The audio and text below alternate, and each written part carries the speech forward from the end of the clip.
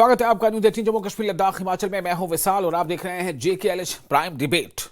आज फिर से चर्चा करेंगे इस बात पर जो अमित शाह ने, जो देश के गृह मंत्री, उन्होंने एक बार फिर से पाक समर्थित जो आतंकवादी हैं या जो आतंकियों के आका हैं उन्हें खबरदार किया है और यह एहसास दिलाया है, ये बिल्कुल दो टूक अंदाज में कहा है कि पाक समर्थित आतंकवाद की अब कोई जगह नहीं है।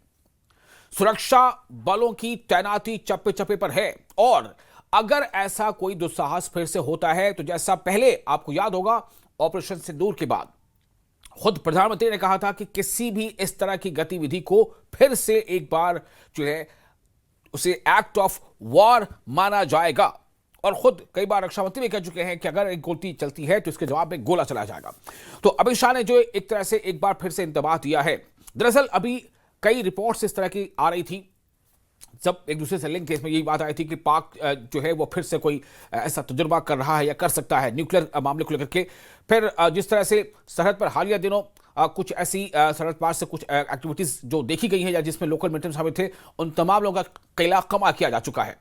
और इसी तरह से ऑपरेशन सिंदूर में जो बहुत ही सख्त पैगाम भारत की तरफ से दिया गया सरहद पार, वही पैगाम फिर से एक बार अमित शाह ने दिया है कि पाक समर्थित जो भी आतंकी हैं सरहद पार वो होशियार हो जाएं, खबरदार हो जाएं। अब ऐसी कोई गलती बहुत भारी पड़ेगी। तो इस पर आज हम चर्चा करेंगे कि दरअसल अब कितना बड़ा और कितना महंगा पड़ सकता है ऐसी कोई भी एक्टिविटी उन लोगों को, उन आतंकियों को जो सरहद के पार से समर्थित हैं, पाक समर्थित है या पाक स्पॉन्सर्ड है। हमारे साथ इस चर्चा में शामिल होकर मौजूद है अजय भारती जी, जो एक्स MLC हैं, बीजेपी के स्पोक्सपर्सन भी हैं, और फारूक रंजू शाह भी हमारे साथ जुड़ रहे हैं, फॉर्मर ब्यूरोक्रेट हैं और सोशल एक्टिविस्ट हैं। ब्रिगेडियर धीमान हमारे साथ होंगे, डिफेंस एक्सपर्ट, और मैं उम्मीद करता हूं कि कुछ देर में हमारे साथ जुड़ेंगे कार्तिक चोपड़ा भी, जो पॉलिटिकल एनालिस्ट हैं। आप तमाम मेहमानों का शुक्रिया अदा करते हैं और हम एक बार फिर से आपको बता दें कि जो मेहमान हमारे पास जुड़ चुके हैं उनसे बातचीत करेंगे। तो अजय भारती जी, आपको मेरी आवाज मिल पा रही है? जी जी, थोड़ा रुक कर आ रही है लेकिन आ रही है जी।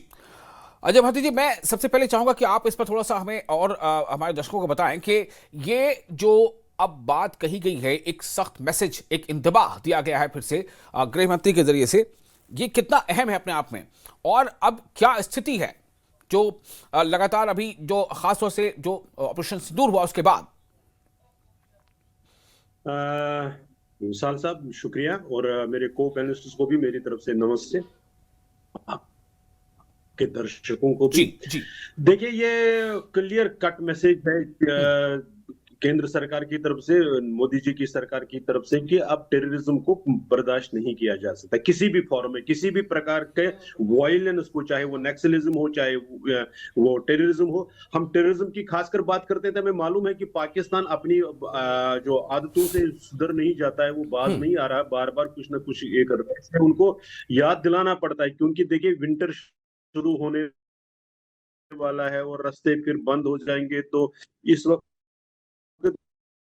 वो इन्फिल्ट्रेशन की कोशिश एक बार ये होती है। तो इसलिए ये निश्चित रूप से, जिस प्रकार से आपने अपने इंट्रोडक्टरी रिमार्क्स में भी कहा कि चाहे भारत सरकार में रक्षा मंत्री जी हो, प्रधानमंत्री हो, गृह मंत्री हो या हमारे विदेश मंत्री हो, उन्होंने क्लियरली कहा है कि अब अगर कोई टेररिस्ट एक्ट होता है तो it is act of war. तो इसलिए सिर्फ उनको नहीं, जो टेररिस्ट आते हैं उनको समाप्त किया जाएगा, बल्कि जो उनके पीछे, जिनकी पुष्टपनाही उनके पर वो कर रहे हैं, उनको भी इसका खमियाजा भुगतना पड़ेगा, ये साफ है जी। और इसमें सिर्फ इतना बयानबाजी के नहीं, तो जैसे पहले की सरकारें केवल बयानबाजी पर ही रुक गई हो, ऐसा नहीं है। हमने एक नेटवर्क, जो इस सरकार ने, जो इसकी उपलब्धि है जिसको हम कह सकते हैं कि एक पूरा नेटवर्क, चाहे वो टेररिज्म की फाइनेंसिंग को लेकर हो, चाहे वो इंटेलिजेंस की जो शेयरिंग हो, उसके लिए नेशनल ग्रिड कायम कराना, चाहे वो CCTN हो, मल्टी एजेंसी सेंटर हो, इस प्रकार की जो टेररिज्म के खिलाफ लड़ाई में जो इंस्ट्रूमेंट्स चाहिए, जो जिस प्रकार का हमें साधन चाहिए, उसके लिए ट्रेनिंग हो, चाहे उसके लिए जो भी व्यवस्था उपलब्ध कराना हो, इस सरकार ने उसको कोशिश की है कि उसको ठीक स्ट्रेंथन किया जाए। और साथ में जो ग्राउंड वर्कर्स हैं जो अगर आपने देखा होगा कभी भी अजय भारती जी, मैं पहले सिर्फ ये जो पहली जो खबर अभी है हमारे सामने जो अपने दर्शकों से हम साझा कर रहे हैं उस पर मैं फर्स्ट रिएक्शन आपका लेना चाह रहा था, वो भी मैंने ले लिया है।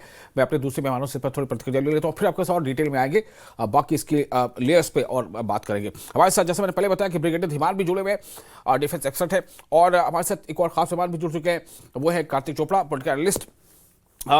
ब्रिगेडियर, मैं पहले आपके पास आना चाहूंगा कि अब ये मैसेज देना और ये वार्निंग देना, इसकी कितनी जरूरत अब है, चूंकि खुद वजीर आजम भी ये कह चुके हैं, प्रधानमंत्री भी कह चुके हैं कि अगर ऐसी कोई गतिविधि दोबारा हुई, जैसा अभी हाल में हमने देखा था जो पहलगाम में, तो उसे जो है एक्ट ऑफ वॉर समझा जाएगा। बहुत बहुत सख्त अपने आप में संदेश था।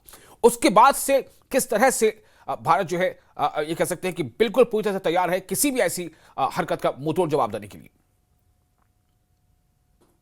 देखिए, जहां तक न्यू नॉर्मल की बात है, जो प्रधानमंत्री का जो स्टेटेड गोल है या इंडिया की जो स्टेटेड पोजीशन है in front of the whole world, वो हमारे जो को पैनलिस्ट अजय भारती जी हैं वो बता चुके हैं, इसलिए मैं उसमें नहीं जाऊंगा। परंतु उसके बाद क्या होता है, जब भारत ने बोला कि कुछ भी होगा तो हम रिटेलिएट करेंगे और डिस्प्रपोर्शनेट तरीके से रिटेलिएट करेंगे जी, उसके बाद क्या होता है, उसके बाद पहली हरकत होती है कि सर क्रीक के इलाके में पाकिस्तान की डिप्लॉयमेंट शुरू होती है, और वहां पे हमारे इंटेलिजेंस सोर्सेज ने देखा कि वहां चाइनीज ट्रुप्स भी अवेलेबल हैं, कुछ सादे कपड़ों में हैं, उनकी एक कंपनी वहां मौजूद है, कि लगा कि शायद वो कुछ यहाँ करना चाहते हैं। तो उसके लिए दशहरे के दिन पे जो उन्होंने शस्त्र पूजन का प्रोग्राम किया, रक्षा मंत्री ने बड़ा क्लियर उनको जवाब दे दिया।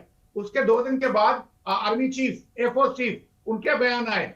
अब ये बयान जो है ये इंडियन डेमोक्रेसी में अनप्रेसिडेंटेड है, आज तक कभी हुए नहीं। इसका मतलब इन बयानों का कोई मतलब है, किसी रणनीति के तहत दिए गए हैं पाकिस्तान को काउंटर करने के लिए। उसके बाद पाकिस्तान ने क्या किया, वैसे भी आसिम मुनीर ट्रंप की झोली में बैठे ही हुए थे, वहां पे उनको लगा पता नहीं क्या मिल जाना है, उनका जो पैक्ट हुआ सऊदी अरेबिया से, उनको लगा पता नहीं क्या मिल जाना है। फिर अभी अनकन्फर्म्ड रिपोर्ट्स आई हैं कि शायद वो न्यूक्लियर टेस्ट भी कर रहे हैं पाकिस्तानी।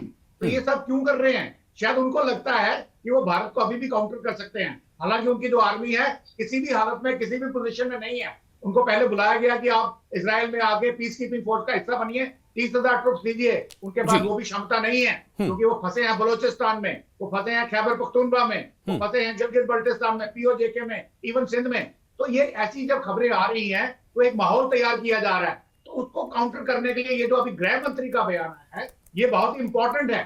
और गृह मंत्री के बयान के 2 मतलब हैं। पहला, उन्होंने ये बताया कि जो प्रधानमंत्री की स्टेटेड पोजीशन है उसको बोला कि देखिए कुछ भी करेंगे हम छोड़ेंगे नहीं, और साथ में हमारी एक्सरसाइज त्रिशूल ऑन है, पाकिस्तान की नींदें उड़ी हुई है उससे, एक्सरसाइज R1 ऑन है, पाकिस्तान की नींदें उड़ी हुई है उसकी वजह से। तो उसके बाद दूसरा जो रहा है, जम्मू कश्मीर के अंदर जितने भी दहशतगर्द हैं, जितने भी सिंपथाइजर्स हैं, ओवरग्राउंड वर्कर्स हैं, अगर आप जम्मू कश्मीर के किसी न्यूज़पेपर में देखें आपको हर रोज खबर मिलेगी, कहीं ना कहीं रेड हुआ है, कोई ना कोई धरपकड़ हुई है, किसी इन्फिल्ट्रेशन बिड को फॉइल किया गया है, कईयों को गवर्नमेंट जॉब से निकाल दिया गया है।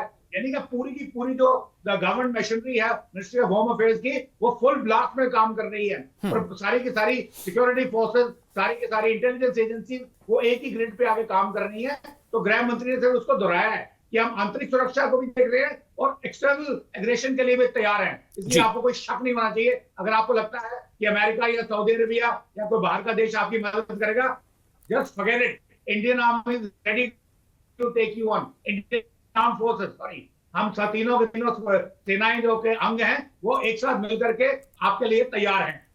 बिल्कुल बिल्कुल, आपने बताया कि बातें काफी अहम है। देखिए, आपने जो कुछ अभी बताया है कि किस तरह से पाकिस्तान जो है वो अमेरिका के गोद में जाकर बैठ गया या सऊदी अरब से उसने मिलिट्री टाइप किया, दरअसल ये कहीं ना कहीं एक हम इसको इस तरह से क्यों ना समझें कि ये पाकिस्तान की ऑपरेशन सिंदूर के बाद से एक बेचैनी है, एक बेबसी है, एक बेचैनी है।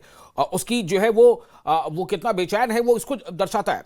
मैं इस पर थोड़ा रिएक्शन लेना चाहता हूँ कार्तिक चोपड़ा जी का, जो पॉलिटिकल एनालिस्ट है। कार्तिक जी, इसमें कैसे आप देखते हैं इस स्टेटमेंट को, जो ताज़ा स्टेटमेंट, हालांकि इस तरह की बातें कई बार की जा चुकी हैं, कई बार ऐसे स्टेटमेंट, चाहे वो रक्षा मंत्री हो या गृह मंत्री हो। मैंने तो पहले आपको बता दिया कि किस तरह से वज़ीर आज़म ने खुद इस बारे में कह दिया था कि इस तरह की कोई एक्टिविटी अगर होगी तो फिर से एक्ट ऑफ वॉर समझा जाएगा। लेकिन अब फिर ये बात कहना, ये कितना इसको और ज़्यादा अहमियत देता है? देखिए, जहां तक गृह मंत्री जी ने टेररिज्म पे बात कही है, आपको भी याद होगा कि सिंदूर के बाद जब प्रधानमंत्री जी भी शंघाई गए थे एससीओ के लिए, तो उस टाइम पूरा स्टेटमेंट जो निकला था वो इट वाज, जब रक्षा मंत्री गए थे, it was not up to the mark. उसके बाद जब प्राइम मिनिस्टर गए to China, there proper statement was issued against terrorism. ये एक प्रकार से चाइना और पाकिस्तान दोनों को याद दिलाना है कि भारत जो है टेररिज्म नहीं सहेगा। दूसरी तरफ पाकिस्तान भी बेचैन है क्योंकि हिंदुस्तान और अफगानिस्तान में भी रिश्ते अब फिर से जुड़ रहे हैं। बिल्कुल बिल्कुल। पाकिस्तान के ऑलरेडी बहुत ज्यादा प्रॉब्लम्स है अफगानिस्तान के साथ। अफगान तालिबान सरकार है वहां पे, वो ड्यूरेंट लाइन को मानती नहीं है, मतलब जो उनका पूरा का पूरा नॉर्दर्न फ्रंटियर है उसको रिकॉग्नाइज नहीं करता। बलूचिस्तान आग में, हमें बलूचिस्तान भी कांस्टेंट टर्मोइल में है। तो पाकिस्तानी फौज जो है वो वैसे तो किसी भी हालत में नहीं है हिंदुस्तान के खिलाफ कोई भी आक्रमणकारी काम करने का, पर वो हमेशा अपने ये प्रॉक्सीज को इस्तेमाल करता रहता है। पर ये एक रिमाइंडर इनको गया है कि आप ये मत भूलिए कि ऑपरेशन सिंदूर अभी जारी है। वो फायर था, वो अभी खत्म नहीं हुआ। तो किसी भी हालत में आप ये ना समझिए कि ये सीज फायर खत्म है। और एक और चीज है, जैसे कुछ महीने हुए हैं अफगानिस्तान क्या अपोज कर रहा है, अफगानिस्तान को पाकिस्तान के साथ प्रॉब्लम्स है। जो पाकिस्तान ने ओवरफ्लाइंग राइट्स दिए हैं यूएस फोर्सेस को, ड्रोन्स के जो बेसेस उनको दिए हैं, तो मतलब जाहिर है कि अगर वो सीज फायर हुआ भी था हिंदुस्तान और पाकिस्तान के बीच में मई में जी, तो बात हमेशा उठती है कि ये किसके कहने पे ये उठा है। शायद ये भी हो सकता है कि यूएस ही चाहता था कि ये सीज फायर हो, क्योंकि यूएस एसेट्स ही कॉम्प्रोमाइज हुए हो किसी उस एयरबेस पे जिसपे भारतीय हवाई सेना ने बमबारी करी थी। तो जो जियोपॉलिटिकल सिचुएशन है बहुत ही फ्लूइड है, जिसमें यूएस और पाकिस्तानी इंटरेस्ट है इस रीजन में। यूएस बागराम एयरबेस फिर से वापस चाहता है, तालिबान नहीं देना चाहता, चाइना नहीं चाहता कि यूएस फिर से बागराम में आए। हिंदुस्तान का अभी एक बेस था आपके ताजिकिस्तान में, जो अभी हिंदुस्तान ने छोड़ा है, जो एयरबेस है। तो काफी यहाँ पे हमारे इस रीजन में जियोपॉलिटिकली काफी चेंजेस आ रहे हैं, हिंदुस्तान की शक्ति बढ़ रही है। और इससे पाकिस्तान के अंदर जो फ्रैक्चर्ड गवर्नमेंट है, जो मिलिट्री भी फ्रैक्चर्ड है, इनका हमारे मिलिट्री की तरह नहीं है। इनकी मिलिट्री में भी एक कोई मेजर होगा जिसके नीचे कुछ गुट होंगे जो रिपोर्ट करते होंगे, कोई कर्नल होगा। आईएसआई फ्रैक्चर्ड है इनका जो चेन ऑफ कमांड किसी प्रकार का है ही नहीं। रैग टैग आर्मी है, कोई डिसिप्लिन है नहीं।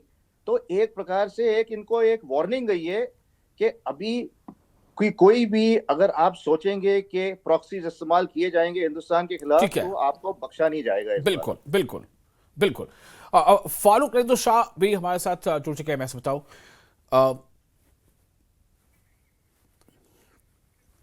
तो ये सिचुएशन अभी आ रही है जो आप देख पा रहे हैं। ब्रिगेडियर धीमान, मैं आपके पास आता हूं एक सवाल और लेकर के। मेरा सवाल आपसे ये होगा कि ऑपरेशन सिंदूर के बाद खास तौर से अभी ऐसी क्या आप देख रहे हैं जो तब्दीलियां हैं, खास जैसे अभी जिक्र किया इन्होंने कि अफगानिस्तान के साथ भारत के रिश्ते का जिक्र हुआ, और फिर उधर पाकिस्तान जो है वो सऊदिया के साथ किस तरह से उसने अपना टाइप किया है। तो अफगानिस्तान और भारत, ये दुनिया जो है इसे बिल्कुल अलग नजर से देखती थी, लेकिन अभी जो मौजूदा स्थिति है वो कहीं ना कहीं पाकिस्तान को ज्यादा परेशान कर रहा है। तो क्या कुछ ऐसे इनपुट्स हैं, क्या कुछ ऐसी बातें हैं इस बार, क्योंकि जो डिफेंस जो हमारे होम मिनिस्टर साहब ने कहा है उसमें खास ये है कि पाक स्पॉन्सर्ड टेररिस्ट्स, यानी उनको आगाही दी जा रही है। तो उनको कैसा मैसेज है? क्योंकि जो हमने देखा ऑपरेशन सिंदूर में कि उनके जो टेररिस्ट हाइडआउट्स थे या उनके जो ट्रेनिंग सेंटर्स थे उनको किस तरह से तबाह किया गया, सरहद के उस पार जाकर के तबाह किया गया। तो अब उनको यह मैसेज देने का मतलब क्या है कि किस वजह से यह मैसेज अभी सामने दिया जा रहा है? देखिए, मैंने आपको पहले भी बताया कि पाकिस्तान के पास सिर्फ दो विकल्प हैं कि वो भारत ने पाकिस्तान के साथ जो कुछ किया ऑपरेशन सिंदूर के दौरान, उसके लिए वो यहाँ भारत के ऊपर कोई टेररिस्ट एक्ट करे या फिर कोई डायरेक्ट वॉर करे, क्योंकि उसके अंदर का जो टर्मोइल है, इंटरनल रिलेशन है। तहरीक लेबाब ने पाकिस्तान की नींदें उड़ा रखी हैं, तहरीक तालिबान पाकिस्तान ने नींदें उड़ा रखी हैं, पाकिस्तानी आर्मी अफगानिस्तान बॉर्डर पे बिजी है, बलोचिस्तान के साथ बिजी है, और उसको लिए उनको मांग की जा रही है peace keeping force in Israel, जो वो नहीं दे पा रहे हैं। तो ऐसी स्थिति में अगर वो वॉर कर नहीं सकते, क्योंकि वो करना चाहते हैं ताकि इंटरनल सिचुएशन को एंटी इंडिया रिटोरिक के साथ अपनी पूरी की पूरी जो इंटरनल पॉपुलेशन है उसको इकट्ठा किया जाए, उसको भुलाया जाए कि उसकी इकोनॉमिक कंडीशन क्या है, उसकी सोशल कल्चरल पोजीशन क्या है, जो बहुत ही खराब है पाकिस्तान की। तो उसके लिए जो बयान आ रहे थे वो हमारे डिफेंस मिनिस्टर या चीफ की तरफ से आए, और आज अब गृह मंत्री ने भी दिया। दूसरी ऑप्शन उनके पास है कि वो फिर कोई आतंकी हमला करें प्रॉक्सीज की वजह से। मेरा सवाल जो था जम्मू कश्मीर के अंदर सर, मेरा सवाल एक बार मैं उसके बाद फिर मैं फारूक साहब पास जाऊंगा, रिंदु साहब का एक मेरा सवाल दरअसल स्पेसिफिक यहां पर यह है कि ऑपरेशन सिंदूर के दरमियान जो उनके जो ट्रेनिंग सेंटर्स थे, जो उनका सेंटर था, उसको जो है तबाह किया गया। आपने ये भी खबर देखी कि अब जो वो बना भी रहे हैं तो काफी थोड़ा सरहद से काफी दूर जाके बना रहे हैं। तो क्या वो फिर से ऐसी हिम्मत कर सकते हैं जो आतंकवादी आका जो हैं, जो मैं ये कह रहा हूं सरहद के उस पार से, क्या उनकी ये हिम्मत अब होगी इतनी जल्दी कि वो ऐसा कुछ सोचे भी, ऐसी कोई हरकत करने वाले सोचे भी? दरअसल टारगेट तो उन्हीं को है इस बयान में। छोटा सा रिएक्शन धीमान साहब। देखिए, मैंने आपको ये बताया ना कि दो कंपल्शन है। एक ऑप्शन है कि वो डायरेक्ट अटैक करें, सेकंड ऑप्शन है आतंकवादियों के साथ अटैक करें, और हम दोनों के लिए ही तैयार हैं। ठीक है, तो वही बयान गृह मंत्री ने दिया है। हाँ। देखिए, जो यहाँ पे हम दोनों के लिए तैयार हैं, दोनों के लिए एक्शन कर रहे हैं। हाँ। तो ये मैं आपके जवाब में कहना चाहूंगा। और अगर आपने देखा हो जम्मू कश्मीर में कोई भी न्यूज़पेपर आप उठा के देखें, आपको हर रोज एक या दो खबर मिलेगी, कहीं पे धरपकड़ हुई, कहीं पकड़े गए, कहीं बुलडोजर चलाए गए, कहीं प्रॉपर्टी जब्त की गई, कईयों को गवर्नमेंट से ऑफिसर निकाल दिया गया, वगैरह वगैरह। तो ये एक बहुत ही अहम बात हो जाती है कि गृह मंत्री को भी आगे बोलना पड़ रहा है पाकिस्तान के अगेंस्ट, और वो सिर्फ इसलिए कि उनको ये गलतफहमी ना रहे सऊदी अरेबिया या अमेरिका या इवन चाइना परोक्ष रूप से भारत के अगेंस्ट लड़ाई में नहीं आ सकता। चाइना कुछ हथियार दिया है, या इवन टर्की कुछ हथियार दिया है, या अमेरिकन कुछ हथियार दे सकते हैं, उसके ज्यादा कुछ नहीं होगा। जहां तक न्यूक्लियर ब्लफ की बात है, अभी तक क्लियर नहीं है कि न्यूक्लियर बॉम्ब क्या वो अमेरिका के हैं। अगर वो उनके नहीं है तो $2 बिलियन जो है हर साल क्यों खरीदते हैं सिक्योरिटी और सेफ्टी के लिए? बिल्कुल क्या वो उनका पैसा सऊदी अरेबिया ने दिया था? सॉरी, उनकी तरफ से आया था, बनाया गया चाइना में। तो यहाँ इन मल्टीपल स्टेट्स है, पाकिस्तान अपनी तरफ से कुछ नहीं कर सकता। तो वो हमने ऑप्शन दूर में प्रूव कर दिया है। तो इस वक्त उनको काउंटर करने के लिए एक बहुत स्ट्रेटेजी जो है, रणनीति है इंडियन गवर्नमेंट की तरफ से, इंडियन लीडरशिप की तरफ से, वो बिल्कुल सही है। और अभी गृह मंत्री का बयान जिसकी आप बात कर रहे हैं, उसमें दोनों जो एस्पेक्ट्स को एम्पली एक्सप्लेन करके और एक शट अप कॉल दिया पाकिस्तान को कि किसी खुशफहमी में मत रहिएगा। ठीक है, बिल्कुल बिल्कुल, किसी खुशफहमी में ना रहे पाकिस्तान। फारूक रंजू शाह हमारे साथ जुड़ चुके हैं, फॉर्मर ब्यूरोक्रेट है और सोशल एक्टिविस्ट है। फारूक साहब, मैं आपसे इस पे जल्दी से रिएक्शन चाहूँगा, थोड़ा वक्त ज़्यादा हो गया है, आपसे जुड़ने में काफ़ी ताख़ीर हो गई मुझे। मैं ये जानना चाहता हूँ कि वज़ीर दाखिला का ये स्टेटमेंट कि पाक स्पॉन्सर्ड जो टेररिस्ट हैं या पाक स्पॉन्सर्ड जो टेररिज्म है उसको एक बार फिर से उन्होंने खबरदार किया है। मैं जानना चाहता हूं कि जिस तरह से हमने देखा था कि बैसरन घाटी पर हमला और उसके बाद से जो जम्मू कश्मीर की आवाम, वादी की आवाम खासतौर से सड़कों पर आई थी और बिल्कुल खुले तौर पर बिला लिहाजे मीन्स मजहब बिल्लत, मतलब सब लोग, यहां तक कि खातीन, बच्चे, बूढ़े, तो ये एक बहुत बड़ा धचका जरूर था कि यहां के लोग भी बिल्कुल नहीं चाहते इस तरह की कोई भी एक्टिविटी हो। अब ये ऑपरेशन सिंदूर के बाद जो लगातार ये मैसेज भी दिया गया, ये भी बताया गया कि ऐसी कोई एक्टिविटी हो जिसे एक्ट ऑफ वॉर समझा जाएगा। वज़ीर दाखिला कह रहे हैं कि खबरदार कर रहे हैं फिर से पाक स्पॉन्सर्ड टेररिस्ट को। मैं आपसे जानना चाहता हूं कि अब हालात कितने बदले हुए आप देख रहे हैं इंटरनली, और ये कितना मुश्किल हो सकता है अगर कोई ऐसी सोचे भी कोई ऐसी हरकत करने के बारे में, जो हमारी तैयारी किस हद तक है और हम कितने तैयार हैं। मतलब सिर्फ ये नहीं कि आर्मी और ये, बल्कि जो अवामी एक जो बेदारी है और जो तैयारी है उसकी बात कर रहा हूं मैं। फारूक साहब, देखिए, आपने बहुत ही अच्छी बात कही। There is a similarity. पहले तो डिफेंस मिनिस्टर या प्राइम मिनिस्टर या हमारी कंट्री जयशंकर जी का ये क्लियर था, वो वार्न करते थे डायरेक्टली पाकिस्तान को। तो उन्होंने कर दिया कि ऑपरेशन सिंदूर अभी बंद नहीं हुआ है, ऑपरेशन सिंदूर से ऑन, और ऑपरेशन त्रिशूल भी शुरू होने वाला है जी। ये तो एक क्लियर मैसेज है कि वी विल नॉट टॉलरेट कोई भी वहां की जो टेरिटरी है वो भी हमारी है। पीओके कहाँ क्या हमारा कंट्री का है, हमारा इंडिया का है। तो वहां से जो एक्टिविटीज हो रही है वो कश्मीर को तबाही की तरफ ले जा रही है। हाँ। लेकिन अब ये जो बड़ा सिग्निफिकेंट है आज का बयान जी। जो होम मिनिस्टर एड्रेस कर रहे हैं, आई थिंक होम मिनिस्टर न सिर्फ मिलिटेंटों को वार्न कर रहे हैं जी। जो जम्मू कश्मीर में इस वक्त भी साइलेंट सेल्स के तौर पे काम कर रहे हैं, बल्कि जो उनको उनके पीछे जो आइडियोलॉजिकल रेडिकलिज्म है वो मरा नहीं, वो सिर्फ साइलेंट रहा। It was in hibernation, it has started coming out. आज दोबारा तालिबानी थॉट्स के लोग दोबारा वो मस्जिदों में गरज रहे हैं। आज दोबारा वो क्या नाम है रेडिकलिज्म के नाम पे जो स्कूल 90 के बाद आए, जो रेडिकलिज्म के नाम पे नई इस्लामिक स्ट्रीम्स आई, जहां से प्रोडक्शन फैक्ट्रीज है मिलिटेंसी की, वो बहुत पनप रही है। कोई ये बोले वो खत्म हो गई है, नहीं, वो बहुत ज्यादा स्ट्रांग हो गई है। वो ideological now it's a very good step कि होम मिनिस्टर ने शायद ये रियलाइज कर दिया, उसको इनपुट्स आ गए कि ये बिल्कुल दोबारा एक रीएमर्जेंस की तरह जा रहा है। Better to stop it and give them the clear warning, and I think it is appreciating कि दे हैव रियलाइज्ड इट। बिल्कुल, ये काबिल तारीफ है, इसे रियलाइज कर लिया गया है, वो भी रियलाइज करें, ये सबसे अहम है। ये भारती साहब, मेरा आपसे सवाल अब ये होगा कि इसके लिए हमारी जो तैयारियां हैं और जो राजनीतिक जो कहते हैं ना कि इस तरह के फैसले जो है वो राजनीतिक प्लेटफॉर्म से, खासतौर से जब तक वहां पर इसको लेकर के एक बहुत ही मजबूत स्ट्रैटेजी, बहुत मजबूत नेतृत्व ना हो, तब तक ऐसे फैसले नहीं लिया जा सकते। आप किस तरह से देख रहे हैं कि अब पाकिस्तान एक नहीं बल्कि 10 बार सोचेगा ऐसा कुछ भी करने को जो उसने 22 रन में किया था, या पाक एक्सपोजर जो टेररिस्ट उन्होंने किया था?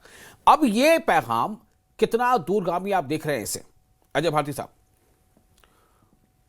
बिल्कुल दूरगामी रहेगा, लेकिन हम पाकिस्तान को सुधरने का मतलब सुधरेगा ऐसा एक्सपेक्टेशन करना मुझे लगता है कि फार फेच्ड है। उस पर से हमको फंसना नहीं चाहिए। कारण यह है कि अभी भी हम पाकिस्तान से जब हम न्यूज सुनते हैं तो पाकिस्तान वो उसमें, क्योंकि आर्मी और दहशतगर्दों की जो आका है उनके बीच में बहुत कोई अलग है, वो तो उनका तालमेल जिस ढंग से, तो वहां पर फीमेल ब्रिगेड इसको तैयार किया जा रहा है, वहां पर जो सुसाइड बॉम्बर्स को, जिसमें फीमेल सुसाइड बॉम्बर्स हो, उनको तैयार किया जा रहा है। इसलिए उनके साथ साथ देश के अंदर भी जो उनके पाले हुए कुछ लोग हैं उनको भी मैसेज आए, जो ओवरग्राउंड वर्कर्स के नाम पर, सिंपैथाइजर्स के नाम पर, आइडियोलॉजिकल मॉनिटरिंग के नाम पर जिस प्रकार से इसका सपोर्ट करते हैं, तो गृह मंत्री जी का बहुत इंपॉर्टेंट है। और देखिए बिहार की धरती से ये दिया है, तो इसका मतलब है कि देश के हर कोने की इन्वॉल्वमेंट है। तो मुझे लगता है कि ये बहुत इंपॉर्टेंट है, और देश की जनता को भी तैयार करना है कि भाई ये सिर्फ सरकार का ही काम नहीं है, ये जनता का भी इसमें इन्वॉल्व नहीं होगा उस तैयारी के हिसाब से। इसलिए मुझे लगता है कि बहुत इंपॉर्टेंट है। और तैयारी की बात मैं फिर दोहराऊंगा कि सरकार सिर्फ बात नहीं कर रही है, वो तैयारी कर रही है। उसके लिए जो इंस्टीट्यूशंस चाहिए, जिस प्रकार के सिस्टम चाहिए, जिस प्रकार के रिसोर्सेज चाहिए, उसको भी तैयार कर रही है। उसकी कमी फोर्सेस को या जो भी देश है उसको सामने आने नहीं दे रही है। उसके लिए हर प्रकार का, और फाइनेंशियल टेररिज्म की जो फाइनेंसेस है उसको रोकने के साथ साथ जो इंटेलिजेंस गैदरिंग है और इंटेलिजेंस शेयरिंग है, तो इस प्रकार की जो इंस्ट्रूमेंट है उसके लिए काफी मेहनत की जा रही है। और भरोसा करना चाहिए, विश्वास करना चाहिए कि अगले 1-2 साल में इसको जड़ मूल से नष्ट किया जाएगा और ठीक है, बरी हो जाएंगे ऐसा। जी कार्तिक साहब, मैं एक छोटा सा रिएक्शन चाहूंगा रैप अप के तौर पर कि जब ऑपरेशन सिंदूर के बाद जो अमेरिका के ट्रम्प साहब कुछ ऐसी बातें कुछ कभी कह रहे थे, फिर ये जो हालिया जो सिचुएशन बनी, बांग्लादेश की जो स्थितियां बनी, पाकिस्तान के साथ जो ये वॉर लाइक सिचुएशन हो गई, इसके बाद कुछ जो है फॉरेन पॉलिसी को लेकर कुछ लोगों के बयानात कुछ अजीब तरह के आ रहे थे। मैं ये जानना चाहता हूँ आपसे कि क्या उनको भी एक सख्त पैगाम है जो हमने अफगानिस्तान के साथ जो मैत्री दिखाई है, या अफगानिस्तान की मैत्री जो भारत को जो भरोसा दिखाया, अब या उसमें कितना चेंज आया है, और कैसे हम आने वाले किसी खतरे को जो सरहद की तरफ हो सकता है उसको हम बहुत टैक्टिकली हैंडल कर सकते हैं, बल्कि मुंहतोड़ जवाब दे सकते हैं? देखिए, जैसे ब्रिगेडियर साहब बैठे हैं तो फौज तो हमेशा टैक्टिकली काम करती है, तो मैं अब समझ रहा हूं कि हिंदुस्तान का जो फॉरेन पॉलिसी है ये भी अब डायनामिक तरीके से चलता है जी। जो पुराने जमाने में एक स्टैटिक फॉरेन पॉलिसी थी जो डेकेड्स लॉन्ग चलती रहती थी, वो जमाना गया। हाँ। अब जैसे जियोपॉलिटिकली हमारा सिचुएशन हिंदुस्तान के आसपास बदलेगा, हमारी फॉरेन पॉलिसी भी उसी प्रकार फ्लेक्सिबल होते हुए हिंदुस्तान के इंटरेस्ट को सर्वोपरि रखते हुए काम करेगा। और ये चीज सारे हमारे लोकल पॉलिटिकल पार्टी चाहे बाकी हिंदुस्तान में या कश्मीर के अंदर भी इनको भी समझ लेना चाहिए। सबसे बड़ी बात है कश्मीर के अंदर लोकल पॉलिटिकल पार्टीज हैं, ये एक चीज समझ ले, जो आजकल स्टेटहुड के लिए ये चिल्लाए जा रहे हैं, स्टेटहुड के लिए आप चिल्ला रहे हैं, आप ये क्यों नहीं ऐलान करते खुलेआम पे? जो काजी साहब, मुझे लगता है वो थोड़ा एक अलग इशू हो जाएगा, उस पे जो पाकिस्तान हमें इसे कंक्लूड करना है। जी लीजिए, जो पाकिस्तान के नीचे पीओके का इलाका है, जो पीओजीबी एरिया है, ये भी जम्मू कश्मीर स्टेट का एक अभंग हिस्सा है और इनको ये भी स्वीकार कर लेना चाहिए और डिमांड ये भी करनी चाहिए कि स्टेटहुड हमें चाहिए, पर हमें ये इलाका भी वापस चाहिए। ठीक है, बिल्कुल बिल्कुल, वो वही फारूक साहब ने ये बात कही, फारूक रंजू साहब ने ये बात कही थी कि भाई हमें तो पीओके पर हमारा हक है। फारूक साहब, मैं चाह रहा हूँ कि आखिर में आप कुछ कह दें जरा इस पर, चूंकि अब वक्त नहीं रह गया ज्यादा हमारे पास। फारूक रंजू साहब जी, बिल्कुल करना पड़ेगा पाकिस्तान के खिलाफ। बिल्कुल जी, आज ही अभी आपके प्रोग्राम से पहले मैं यहाँ जो SKICC है सेंटर, एकदम इख्तिसार से जी, वहां पे बिहार के गवर्नर आए थे जी, आरिफ मोहम्मद खान साहब। अभी मैं भी वहां था, इवन उनके हाथ से अवार्ड भी लेने का मौका मिला और उसने एक बहुत बड़ी अच्छी बात आज बिहार के गवर्नर ने कश्मीर में कही। और आज इंपॉर्टेंट डे पे, जिस दिन इसने होम मिनिस्टर ने भी बिहार से ये बयान दिया, जी बिल्कुल, उसने कहा कि सिकंदर बुद्ध शकंद की आइडियोलॉजी अभी अडॉप्ट करने वाले कश्मीर में अब वो वाइंड अप करने चाहिए। बिल्कुल, अब ज़ैनुल आबिदीन की आइडियोलॉजी, जो आइडियोलॉजी हिंदू मुस्लिम इतिहाद की है, उसको चलाना चाहिए। बिल्कुल बिल्कुल, मैं आपके इसी बात पे अच्छे नोट पे इसको वाइंड अप करना चाहूंगा प्रोग्राम, क्योंकि अब वक्त बहुत कम रह गया है। बहुत शुक्रिया आप तमाम मेहमानों का, अच्छी बात आपने कही, उसी से अब इसको वाइंड अप कर रहे हैं। और ये बिल्कुल एक सख्त पैगाम है और ये जो है मुझे नहीं लगता कि ऐसी कोई आने वाले दिनों में हमें कोई ये खबर सुनने को मिलेगी, कोई ऐसी जो है वहां से कोई नापाक हरकत हो। अगर हो तो उसके लिए पूरी तैयारी है, इसमें कोई दो राय नहीं। बहुत शुक्रिया।